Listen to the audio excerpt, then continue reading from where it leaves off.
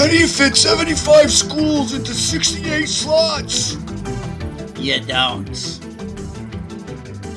Hey everyone, Will O'Toole welcoming you to another edition of Park Ridge Sports History.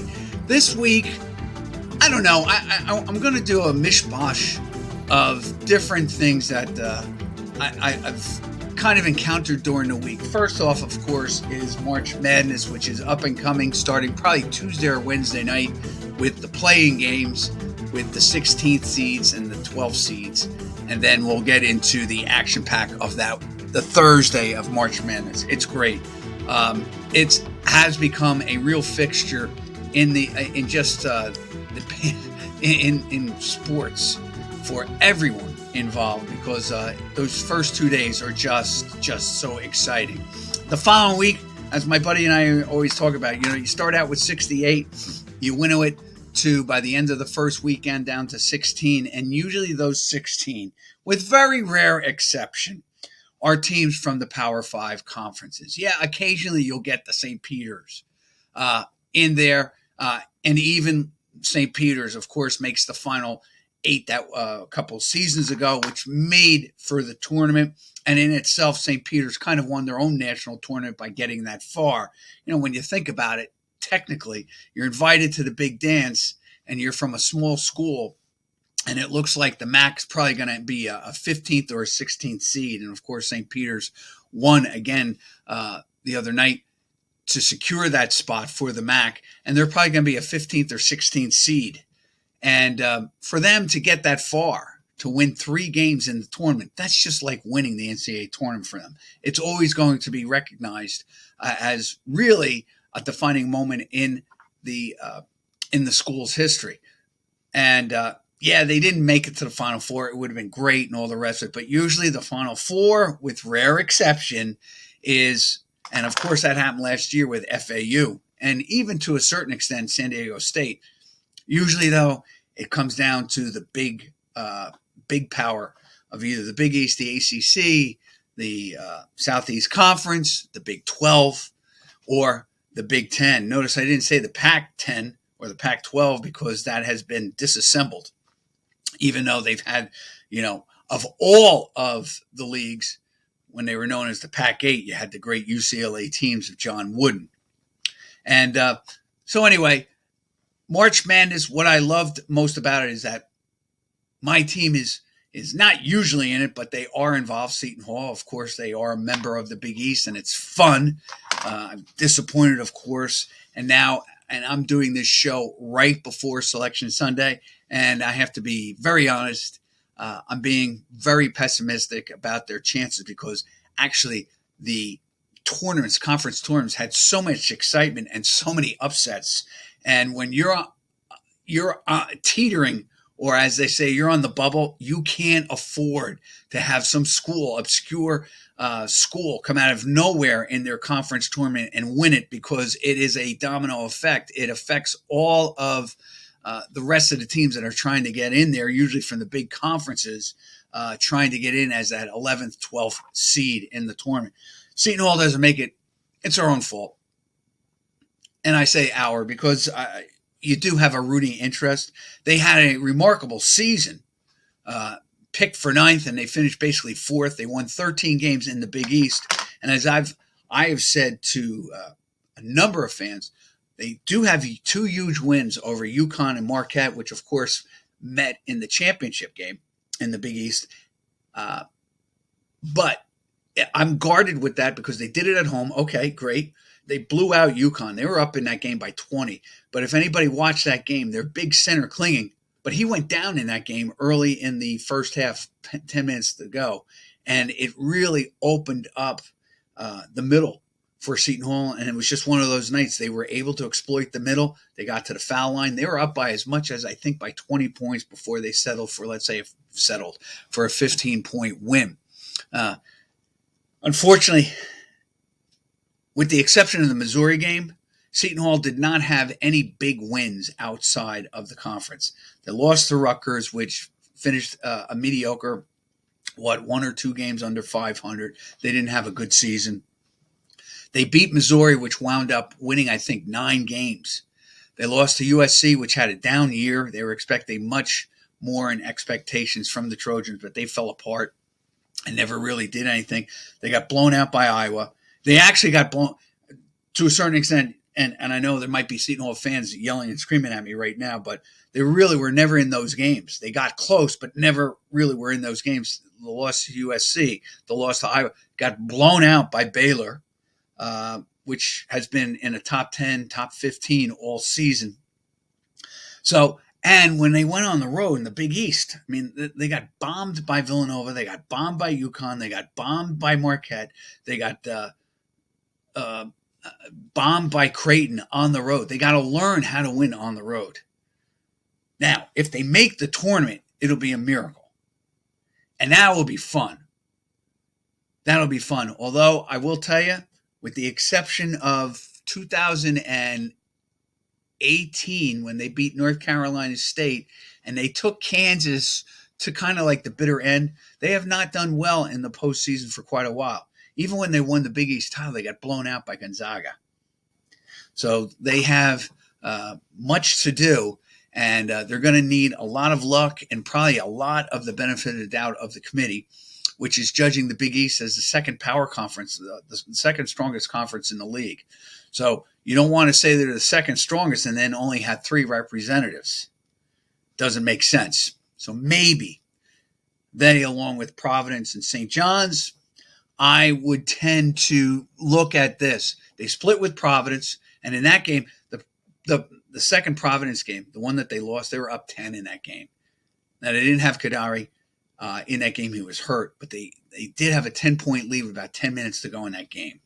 If they had sealed the deal there, that would have been 2 wins over Providence, 2 wins in the regular season over St. John's, a split with Villanova, a split with UConn, and a split with Marquette. Now we're talking that 1 win, and I just had a feeling it was going to come back to really right now bite them, really bite them in the hand. And, we'll see what happens. But if they don't make it, it's the NIT, and that has been a major disappointment. I would just love to see them just cruise through that 1 year and just prove all of the critics wrong and win that. Anyway, long story short, it was a phenomenal season.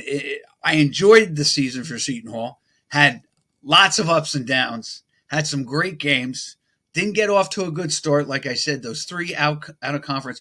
And to be fair, you got to win out of conference games against the big powers. Because even beating UConn, which really does have they have a real chance to win the national championship for the second consecutive years. They're deep, they're strong. They hit every foul shot. They can hit the 3. Creighton was really the biggest disappointment. And before I go any further, I actually love the Big East tournament more than I do the regular tournament now. I just love, the fact that it's played at Madison Square Garden. You get, and this holds true for all the conferences. You get all the 11 schools in there. You play on a Wednesday, Thursday, Friday, Saturday. To be able to win 3 straight games, or maybe even potentially like UConn did that 1 year. They won 4 straight games, then win the national championship. Do you realize how remarkable that is? Because the slightest mistake could cost you the game. Last night I was watching the Marquette game. They had it down to 44-41, and then UConn just hit everything. I mean, they bombed away with the 3s, and it's just a matter of, my brother's always told me, it's probability. You hit, if you're only known for hitting, let's say, 7 in a game, and you hit 6, actually that's, in a lot of ways, that's what Seton Hall did against St. John's. They were just firing up shots galore in the first half, and they still didn't mount a serious lead against the Johnnies. And then the 3-pointer disappeared, and they got blown out in the second half. Anyway, UConn just started hitting 3s like anywhere and everywhere on the court by anybody and everybody. And they just blew out Marquette. Marquette's a good team. Yes, they were without Kolek. That could be a difference in the tournament for them. But the reality is UConn did what they had to do. They won 3 straight, win the tournament, the Big East tournament, which you can tell by I think it means a lot to the coaches as well to win the tournament. A little bit more luck you need in March Madness, but with those conference tournaments, man, you can tell it's brass knuckles. It's fighting, it's clutching, it's spitting, it's grabbing, it's chewing, and then it's the chess match between the coaches. And I think what is telling, I think the Big East has some really good coaches. So I think Seton Hall is in good shape, not just this year, but as long as Shaheen's there, he's going to have a competitive team out there. They play hard for him. Sometimes they're inconsistent. Well, I shouldn't say sometimes. They were very inconsistent against the big powers on the road. I don't know what really happened there, other than, man, they couldn't hit threes.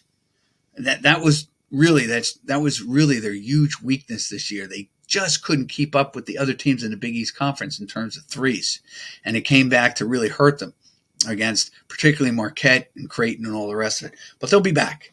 And I'm still holding out hope that maybe they do qualify for the March Madness. All right. Now, I try not to be critical on this show. I'm trying to bring sports history in a very positive note. But something bothered me yesterday. I was watching football, and sometimes and I'm as guilty as everybody else, but I try not to be. Sometimes I'm very guarded when I'm using generalities about ball players and all the rest of it. I'd like to do the statistics before I say anything else. I was in a conversation. Let me just back this up. Here's a great conversation I had with my brother via email. I'm watching, don't ask me why, the 1971, and I have done a past episode on it. It's really a great all-star game, and there's a lot of nuggets of information. And I am working on something with the All-Star Game because the All-Star Game is one of my most cherished memories of growing up, because it was the 69 All-Star Game that got me introduced fully to baseball. And I really owe it to guys like Frank Howard, well, my brothers and my father, because they were big baseball fans. But I owe it to guys like Frank Howard and Johnny Bench and Carl Yastrzemski and Willie McCovey, who all starred in that game. And it was an exciting game from my aspect because I was a huge National League fan, just like my brothers. And, of course, the National League won the game 9-3. But it so introduced me to the All-Star Game and to baseball that I've always had a fascination with the Midsummer Classic. That being said, I'm on YouTube the other night, and I guess because they know, of course, the algorithms and stuff, they just know your interests and all the rest of it. Up popped the 1971 YouTube version of the All-Star Game, 1971. Of course, Kirk Gowdy is the broadcaster. And I have to tell you something. I was watching the game, listening to something with my wife, had the sound off on the YouTube. And I never saw the game until YouTube in color. We had black and white. But the camera angles were just, to me, so much better in 1971 than they are today. They had great camera angles. If you ever see the YouTube of the 71 All-Star Game, it's behind the catcher, the camera, off a little bit to the side. And they just had, and I tell you, the director probably was Harry Coyle and all the rest of it. Just the interchange between camera angles and switches and stuff was incredible. And of course, Vida Blue and Doc Ellis were the starters for the team. It did set a record. They were the first African Americans to square off in an All-Star game. And that was one of the things that were interesting about the game. But then they have the player introduction, which I always loved. Didn't realize this. Obviously, the game was played in Detroit. They had, I think I counted with my brother they had total of 28 future Hall of Fame players, coaches, or managers represented on that field that night. And you're talking about guys like Frank Robinson, Carl Yastrzemski, Johnny Bench, Willie McCovey, of course, Willie Mays, managers Earl Weaver, Sparky Anderson. You had other really good players that were cusp players that if luck were a little bit more on their side, had they played with better teams, who knows? Guys like Don Wilson, maybe Amos Otis, who was a really good player. I would say probably cusp Hall of Famer. Maybe if he had a few more years like he did in 70 and 71, would have been there. You had Willie Davis. And I always say Wikipedia always gets it wrong. They list him as in the roster for the All-Star games, Willie Davis, and then they managed to say the only other hit for the National League besides the home runs were by Tommy Davis. So Wikipedia errs. All right. I'm going off on a tangent. I don't really care because the game was just so exciting. But here's what jumped out at me, and sometimes it doesn't dawn on you until you're thinking about it. They introduced everybody, and the American League, this was what was great too. Everything wasn't orchestrated down to the precise. It was fun. It was ad-libbed, those games.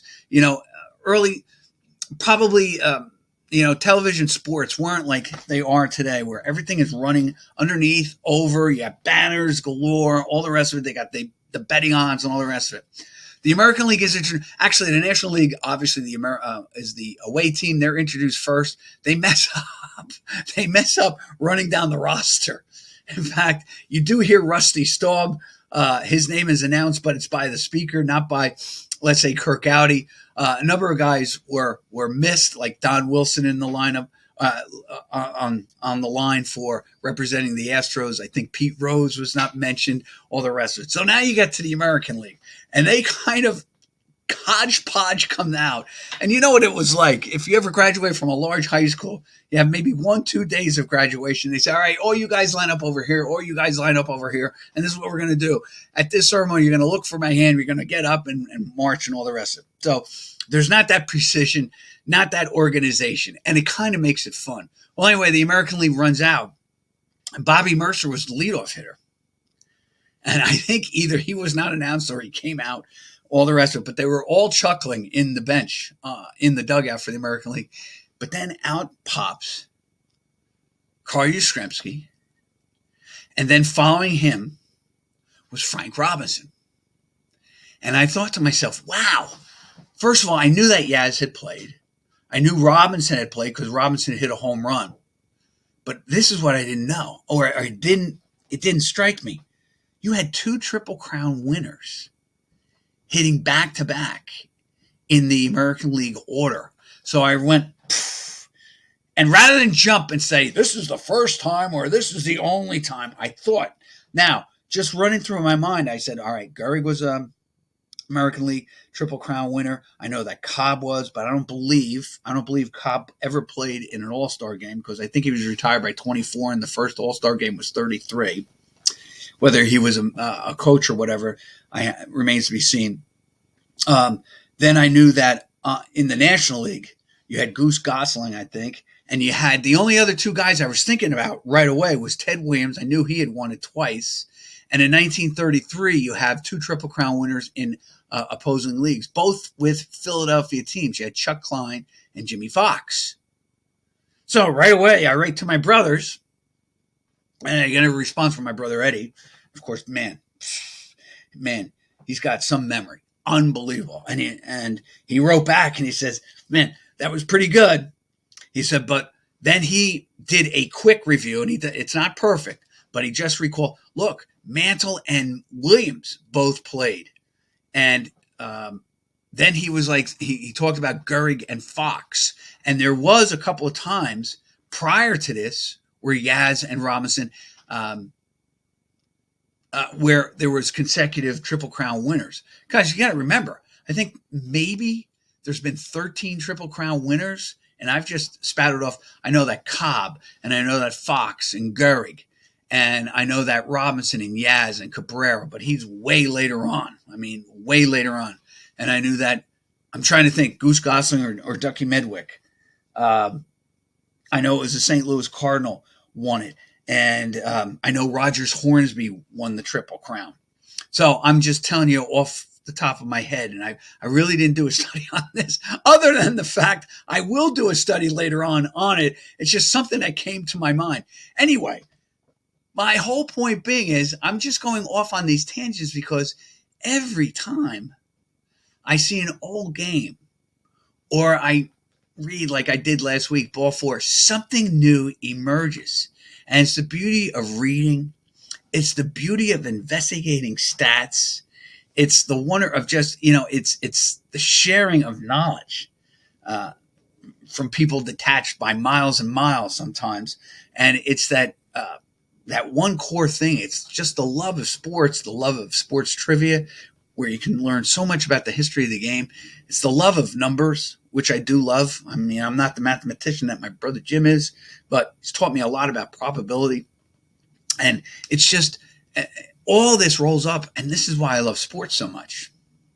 But at the same time that I love the sports, you got to be very careful when you make generalizations, because I nearly made a generalization saying, hey, this is the first time 2 Triple Crown winners, and boom, sent that out at least to people that, are going to say, whoa, wait a minute, before you go over that, remember this. And then there are instances. And all you need is 1 or 2 instances. Now, why do I say all this and this big banter and all the rest of it? Well, I saw 2 things. One on Twitter. And I go on that every once in a while. Don't know who it was, but it was like an all-time team.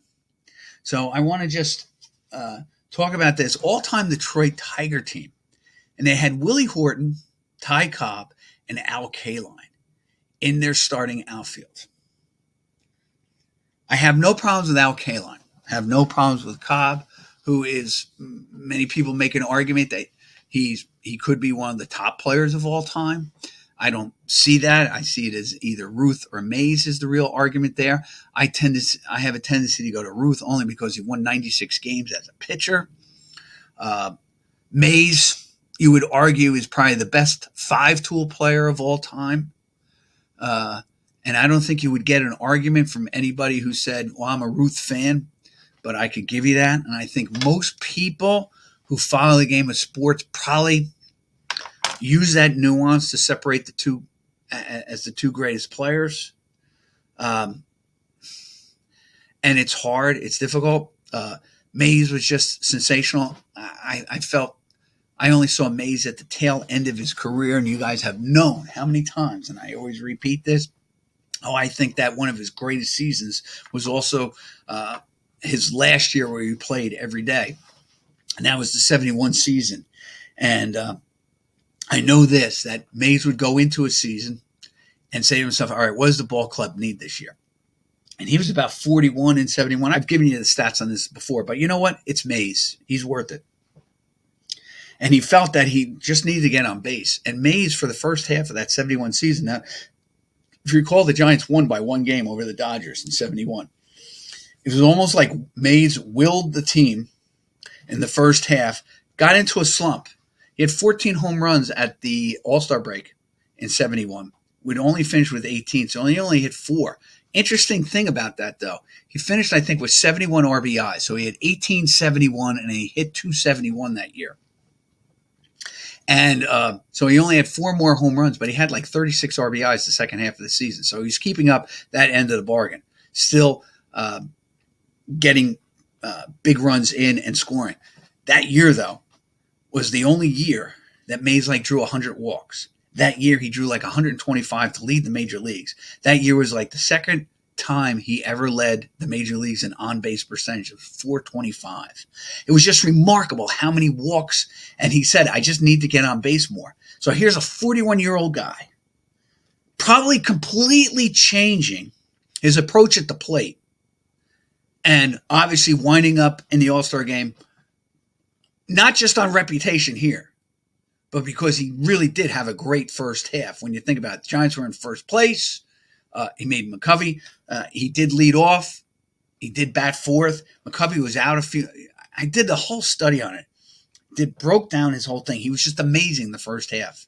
And he was, at one point, I think he was hitting 425 going into May with a ton of home runs. I think he hit 3 home runs or 5 home runs in the first 4 games of the year.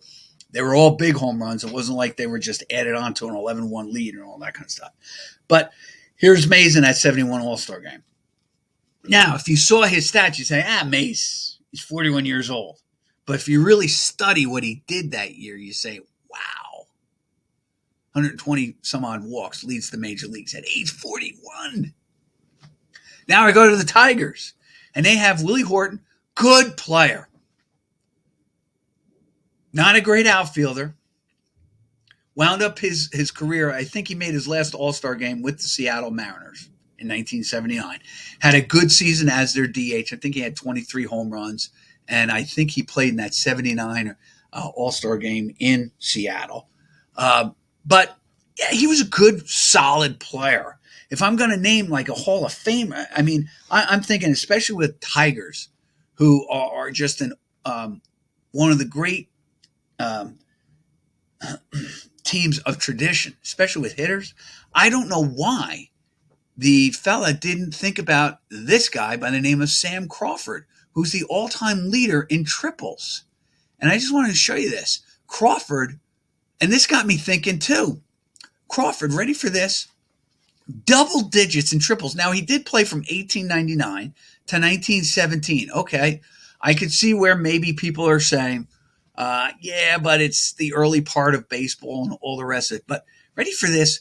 And I do love the triple. I think it's probably one of the, it is, Aaron has always said, I remember Hank Aaron saying that it was the most exciting play in baseball, and it really is. Now, I know with the metrics guys, they don't like the triple anymore because they think it's more of a gamble than it's more of a risk than a result. And but you are theoretically closer. And of course, you hear the old axiom: never make the first or last out at third base. And this is why I think not so much there's a disdain on the triple, but really that many coaches and scouts and players are probably guarded on triples, but they are without a doubt probably the most exciting play in baseball. Here's what he did though. Crawford actually started with the Reds. All right. I did not know that, right?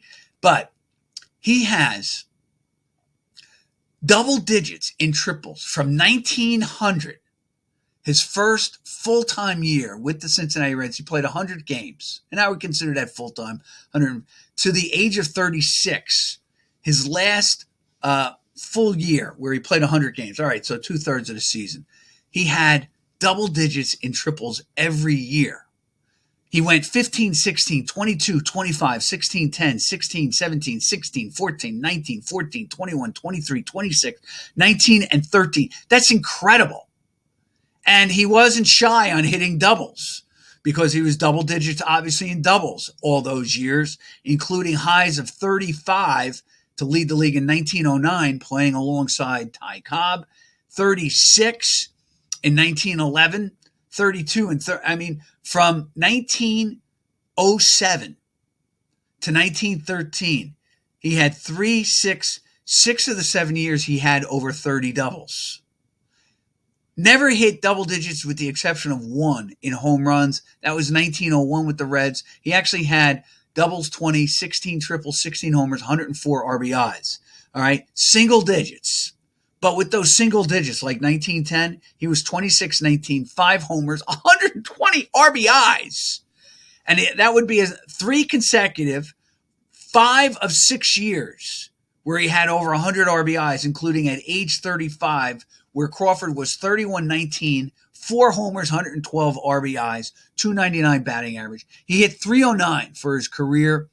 He had an on-base percentage of .362. Didn't draw, well, I shouldn't say he didn't draw a lot of walks, but, at the age of 34 and 35, you could actually argue, like Willie Mays, he had 69 and 66 walks, only 2 of 3 years where he had 60 or more walks in a season. To be quite honest, he was a great player.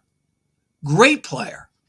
And I don't know how, and I do respect this Twitter follower, this guy who tweeted this out. I do respect many of his tweets about baseball and stuff, but I don't know how he missed Sam Crawford, because there's no way, in my mind, that Willie Horton. Now, maybe, and listen, we all have a penchant to be biased towards some of our favorite players when we were kids and all the rest of it. I might take, I don't know, since I was a Red fan, I might take Tony Perez and say he was the best first baseman during the 60s and 70s because I loved him so much. Drove in 90 runs every year. But really, was he the best first baseman in the league? Would he be the starter every year? I mean, he was an all-star, Hall of Famer, And like I said, drove 90 RBIs, but was he really the best first baseman during that time? Probably not. Okay? You might say it was, I don't know, Rod Carew or maybe Dick Allen, who played first base for a while there. I'm just thinking off the top of my head. Now I go, I'm just, defensively, maybe a Wes Parker. I know I'm missing somebody here, and everybody's, Boog Powell won an MVP in 1970. My whole point is that we sometimes, when we're growing up, we do have a special place in our heart for maybe those favorite players of all time. Maybe that was the case with Willie Horton, but I have to be honest with you. I don't know how anybody, if you have Ty Cobb on the list, how you kind of overlook Sam Crawford. And I saw another guy who was talking about like 1960s players, and he completely missed Hank Aaron. Now, you might have a problem if you say, well, my outfield, and of course, you might say, man, I love Roberto Clemente. And so I have Frank Robinson, I have Willie Mays. I'm going to put Roberto Clemente in there. And maybe pigeonhole, maybe Hank Aaron as my first baseman, or maybe as my second baseman because he came up as second base. I can understand where you might leave him off there because now you're going with, your heart. And you really don't have a problem with Roberto Clemente. Great player, great outfielder, the whole things. But really, I think the talent level drops off when you say Willie Horton, who was big-time player with the 68 Tigers. He was beloved by the Tiger fans during that time. Tough, hard as nails. But I think there's a big difference between having Sam Crawford or Willie Horton as your player. And it's a bigger difference than, let's say, determining whether Roberto Clemente is going to be your right fielder and you're going to take him for defense and maybe for his batting average, or you're going to take Hank Aaron and saying, I'm going to take his home runs and his RBIs. When you already have, let's say, Mays and Robinson filling out your roster. I'd even go as far as this. Put it this way. To me, it's like taking Lou Brock and putting him in the outfield with Frank Robinson and Willie Mays and leaving Roberto Clemente and Hank Aaron off the roster. But you might be doing that because you're saying, all right, those three guys all played right field. Mays was known as a center field, Brock as a left fielder. So you are limited to that, and this is another one I'm going to go off. I don't know why the All-Star game, you have all the infield positions are named, but we have it as an outfield. And I think that's so unfair. It should be left field, center field, right field for the All-Star game, not OF. And then you plug in 3 center fielders. No, it's got to be, that's like saying, all right, infield, and I'm going to take, 3 shortstops to play third, second, and first. All right. So anyway, that's the fun part of this. Now, last thing that and this is really, I guess, where I'm going to go off a little bit. I was listening to the NFL Network. Mike Tannenbaum had come on. Enjoy his show. I enjoyed the segment. But he made a statement the other day when he was talking about Sam Darnold. Okay. Sam Darnold now is going to be playing for his 4th team, I guess, in 6 or 7 NFL seasons. And, of course, I'm guarded with that because it could be 8 years. I'm not really sure. But anyway, he's played for a plethora of teams, and it's been kind of like one stop and move on. One stop, one and done type of things. But he made a statement, and I want to see if I remember it. And I'm just going to paraphrase it, but he said, it kind of sends up signals when a player, especially a quarterback, is on his 4th NFL team. And the implication, and I think Tannenbaum does reference this in his argument, was that, man, if he's on 4 teams, either his talent is just not that good, or he's just not that good, and they're just getting a body in there to just, just be a backup just for the case and all the rest of it. And I thought about it, and I said, when I was growing up, there are a number of players that you would consider nomadic as quarterbacks. They went from destiny to destiny, and not all of them were bad. I mean, when you think about it, Tarkenton played twice for the Vikings, and the second time led them to 3 Super Bowls. The first time, apparently, Tarkenton and Norm Van Brocklin didn't get along. He was then traded to the Giants.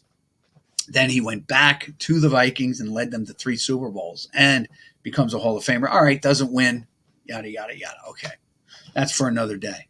But when Tannenbaum kind of mentioned that Sam Darnold, and this is not an indictment against Darnold, and it's not an indictment against Tannenbaum. I just think that he kind of said something without really checking the facts.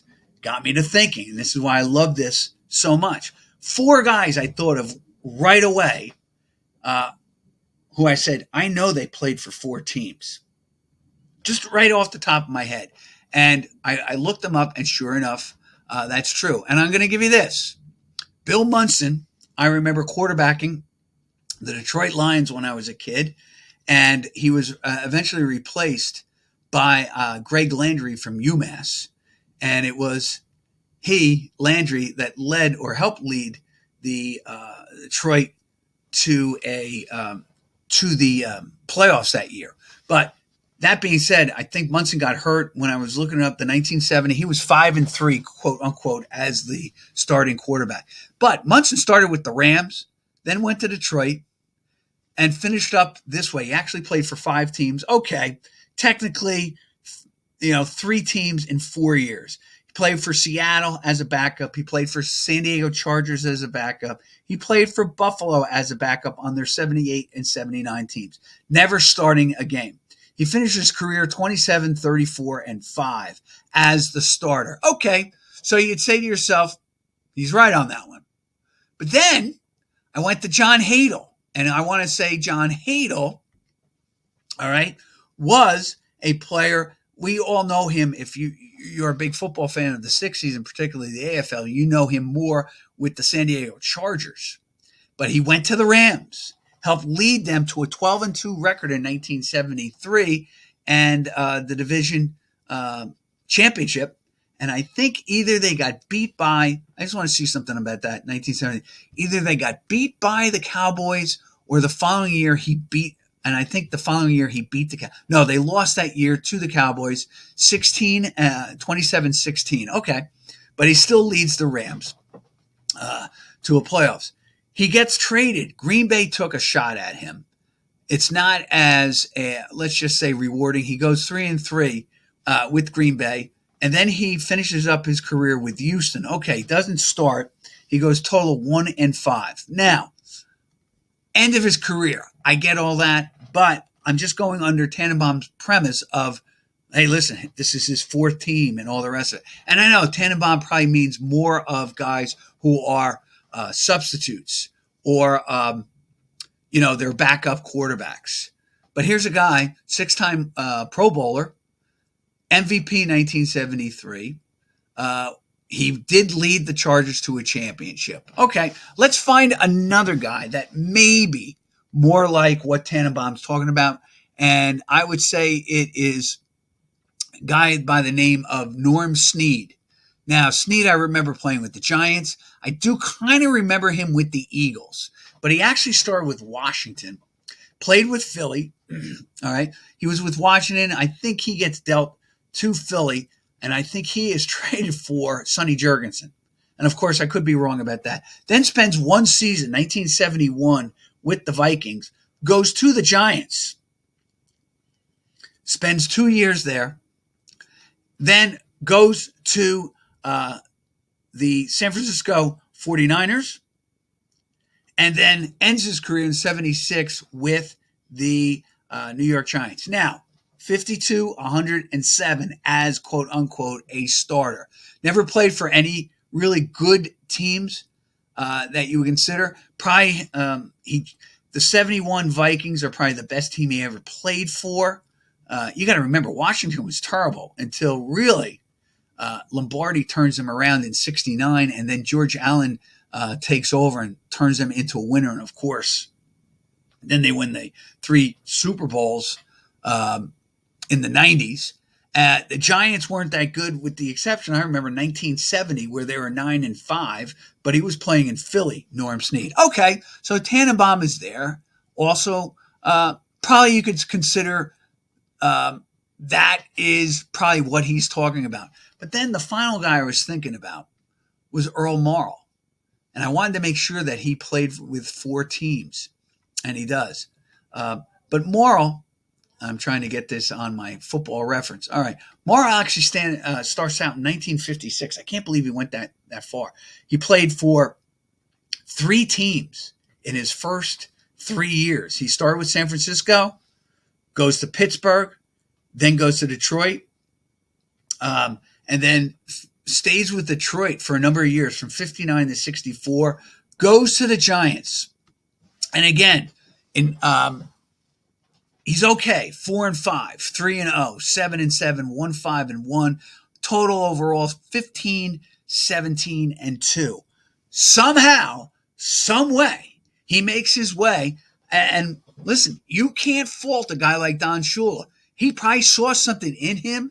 He brings him aboard. Fortunately, brought him along because Unitas, of course, gets hurt in 68. He's basically out the whole season. Morrall goes right in, fits right in with, quote-unquote, Shula's game plans, his whole offensive philosophy. Baltimore goes 13-1. He winds up winning the MVP. All right. Probability reaches, or, the law of,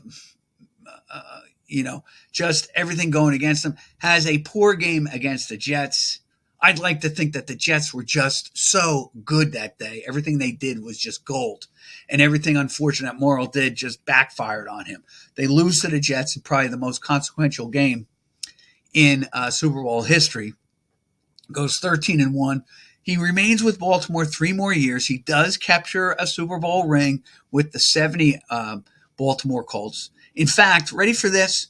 In his 4 years with Baltimore, because he does start 9 games in 1971. Again, Unitas is hurt. He goes 14-15, 22-3-1. That's not bad for a backup. That's not bad for a guy who played for 4 teams, 4 teams in 3 years. And also a guy who probably got the Giants to a record they probably didn't deserve. Actually, ready for this? In 1964 and 65, he was 10-7-0, running Detroit for 3 games and the Giants for 14. Not bad. What happens? Shula is out of a job in Miami. He took the job in 1970, but Morrall was still with the Baltimore Colts. Hangs on for that Super Bowl with Don McCaffrey over the Cowboys. Goes to Miami, and this is what I mean about this guy. And this is where I would have some debate with Mike Tannenbaum. Again, he comes in. Greasy goes down with the broken leg. Morrall is inserted as the sub. And in 1972, the year that they won, they go 17-0, including 14-0 in the regular season. It's Morrall who is 9-0. And then takes his spot as the backup, wins the Super Bowl, not only in 72, but 73 again. In all, as a Miami quarterback, he went 11-1-0. So I think Tannenbaum's got to think about that again. It's not always it's not always the number of teams, it's the player that you get. And I understand his whole case with Darnold. But the fun part is sometimes the right coach, the right player in the right spot can turn into a championship team. This is Will O'Toole for Park Ridge Sports History. Thanks for joining me again. Shout out again to Howard. Have a great week, everyone. See you again.